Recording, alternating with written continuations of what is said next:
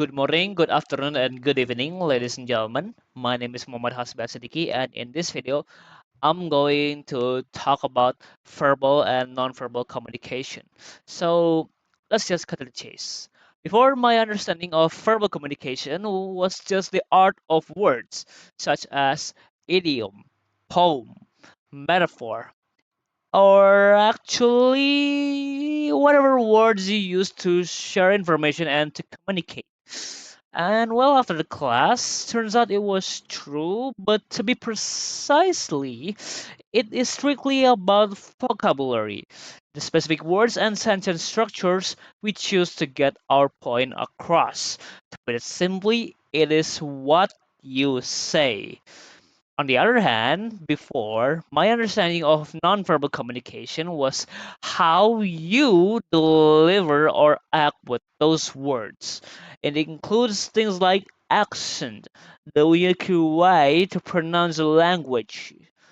There's also body language to give an impression to the audience about the words you speak and even yourself. It does give some value to your words. Hence, to me, these both are inseparable.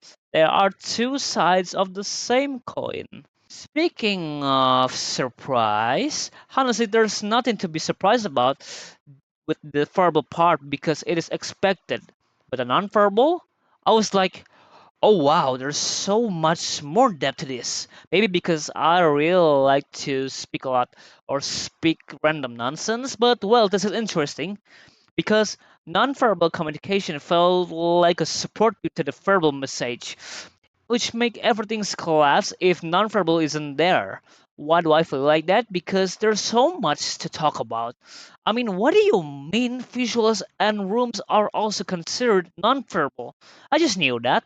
But, well, if only I think about public speaking, it has actually made a lot of sense. Eh?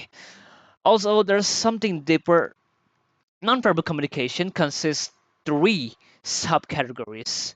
The first one is vocals, which includes accent, speed, tone, and clarity. The second one is body language, which includes facial expressions, eye contact, gestures, and even posture.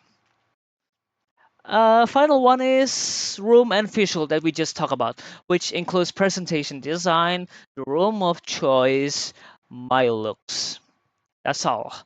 If I had to say, I will really like to know more about nonverbal communication practices since I always have a difficulty uh, keeping my composure.